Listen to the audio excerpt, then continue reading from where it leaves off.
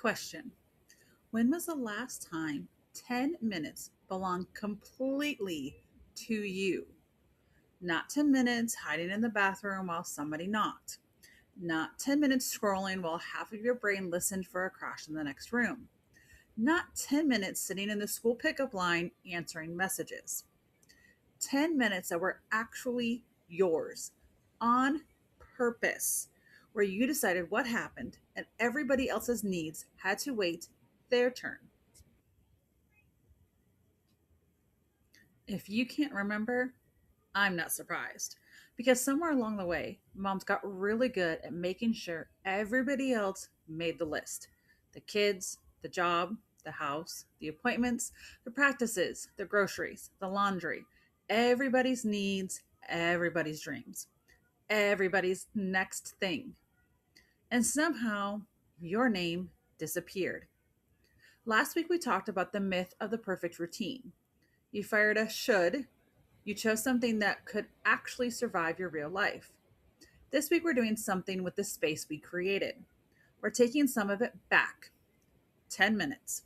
Not because 10 minutes is all you deserve, but because 10 minutes is enough to make a declaration. I am on the list. This isn't just a habit, it's a declaration. This is Unsolicited Permission, the podcast for moms who are done waiting for permission to take care of themselves, because the only permission you've been waiting for is your own. I'm Emily. Every Tuesday, I'll hand you one permission slip to become healthier, stronger, more confident, and to remember the woman you've always been. So take a deep breath, coffee, and let's fix some crown. Welcome back, mamas. We're in week 2 of taking your life back. And this week, I don't just want you to leave with something to think about. I want you to leave with something you can do today. So here's this week's permission slip. You have permission to put yourself back on the list.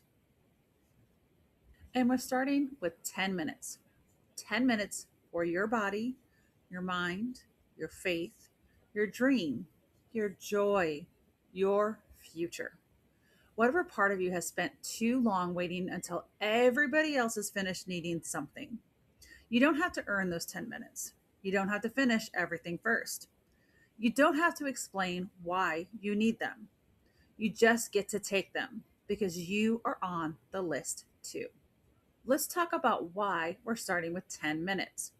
Because if you're anything like me, when you finally decide you're going to change something, you don't always change one thing. You decide you're changing your entire life by Monday morning. New routine, new workout, new meal plan, new schedule, new planner, new woman. And then actual life shows up. A kid gets sick. Someone needs a ride. The appointment runs long. Your energy disappears. Your body says absolutely not. And suddenly the whole plan feels impossible. This is exactly what we talked about last week. The goal isn't to build a routine that only works on your best day. The goal is to build something that you can bend with your actual life.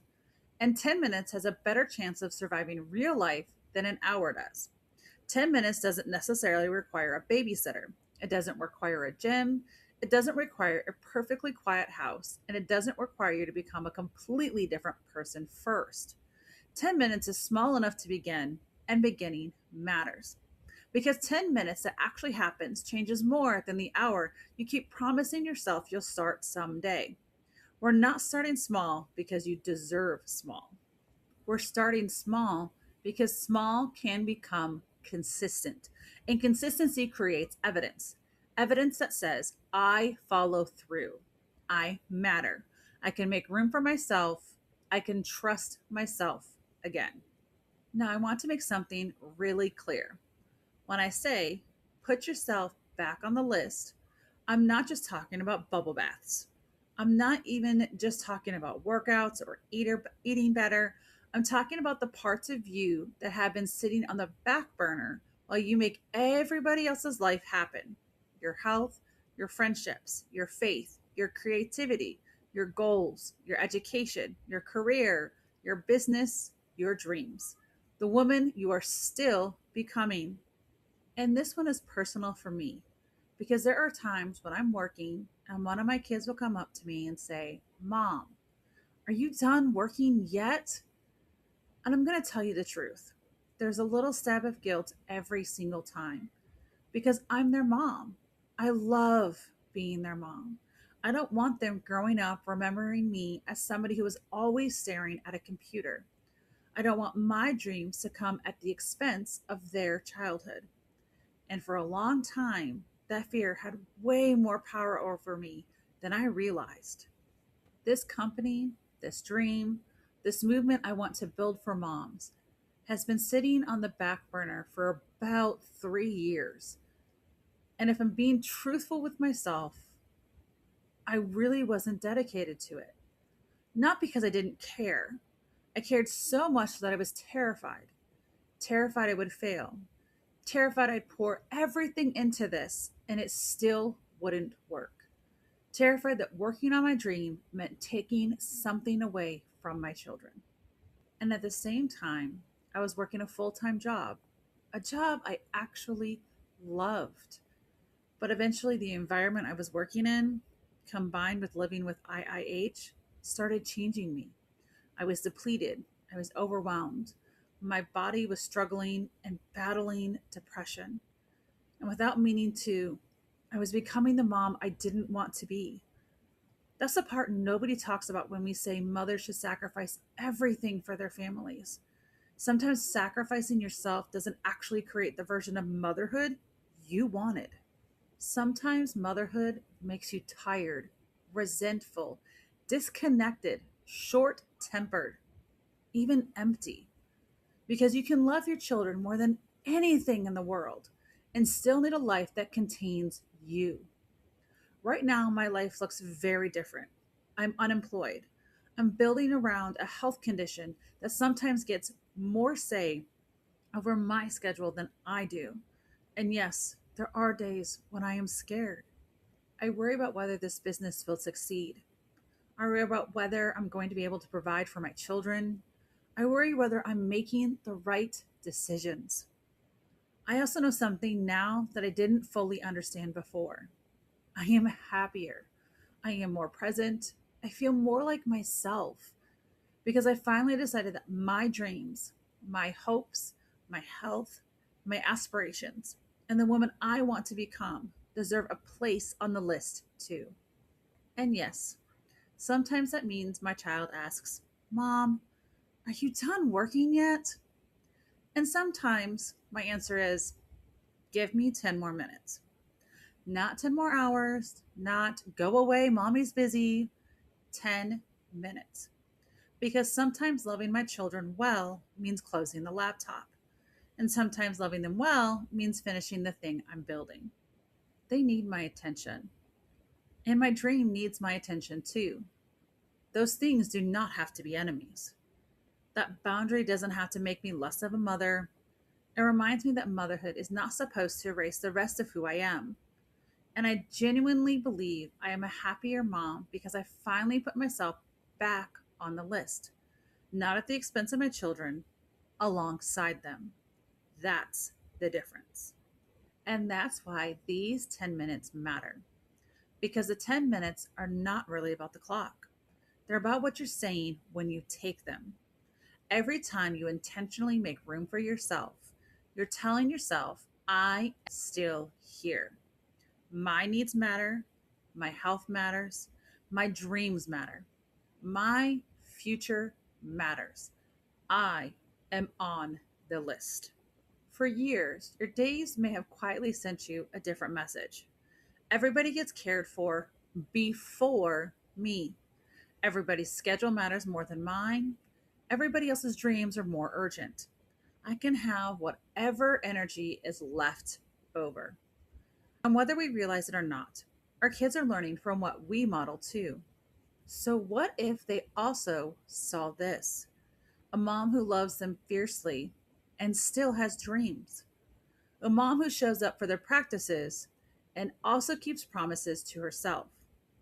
A mom who cares for her family without disappearing inside of it. What if our daughters grow up knowing that motherhood doesn't require them to vanish? What if our sons grow up expecting the women they love to have lives, goals, boundaries, and dreams of their own? That's bigger than 10 minutes. That's modeling a different kind of motherhood, one where love and selfhood can exist in the same house. This isn't a habit, mama. It's a declaration. So let's make it practical. Three rules. Rule one, it has to belong to you, not folding laundry in peace, not answering emails for everybody else, not organizing the pantry because technically nobody interrupted you. Do something that gives something back to you. Maybe it's movement, maybe it's prayer, maybe it's reading a book or writing, maybe it's sitting outside with your coffee. Maybe it's working on the business idea you keep saying you'll get to someday. Maybe it's learning something or doing absolutely nothing. It doesn't have to look like self care on Instagram, it just has to belong to you. Rule two, put it where your life can protect it. Maybe that's before everybody wakes up. Maybe mornings are absolute chaos. Fine. Maybe your 10 minutes happen after school drop off, during nap time, on your lunch break, before you walk back into the house after work, after bedtime. There is no morally superior time to take care of yourself. The right time is the time that works. Rule three, reschedule. Don't cancel. This one matters because something will interrupt your 10 minutes eventually. That does not mean the plan failed, it means life happened. So instead of, well, there goes today, try, okay, where else can I put this? Because appointments with important people get rescheduled, they don't automatically disappear. And you are an important person. That sentence may feel strange to hear, but I want you to say it a few times until you believe it. Keep saying it. You are an important person. Okay, mama. This week's challenge is simple: 10 minutes. Every day, yours. Tonight, choose two things: your time and your thing. When is your most defendable 10-minute window? And what are you going to do with it? Then, when those 10 minutes begin, I want you to say, I am on the list. I am an important person. That's the declaration. And remember, putting yourself on the list does not mean you always come first. It means you no longer automatically come last. That's different. Maybe one day your 10 minutes are a walk, the next day they're prayer.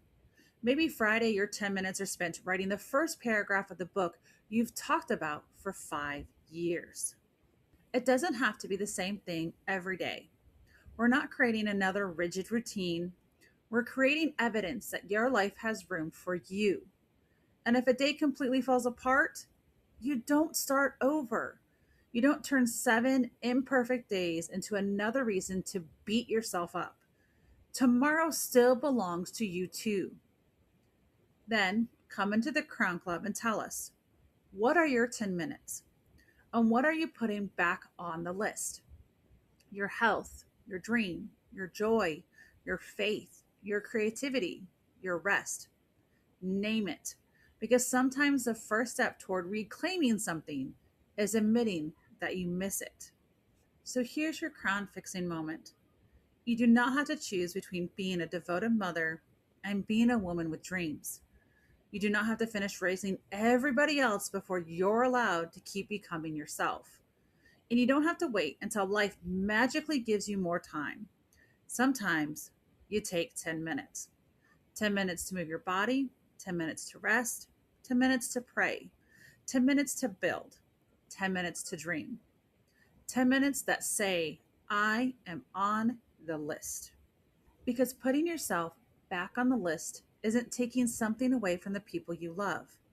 Sometimes it's exactly what allows you to show up for them as a healthier, happier, more whole version of yourself.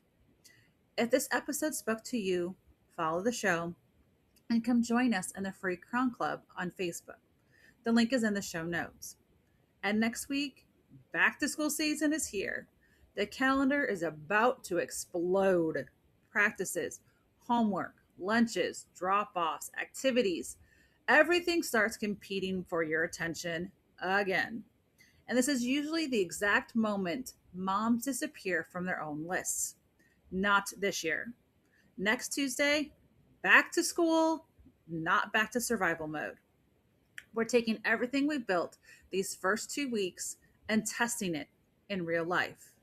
Don't miss it. Remember, you never needed anyone else's permission, only your own. Remember, you never needed anyone else's permission, only your own. Go become the woman you've been missing because your kids aren't watching perfection, they're watching courage. Until next Tuesday, keep fixing your crown, and I'll see you then.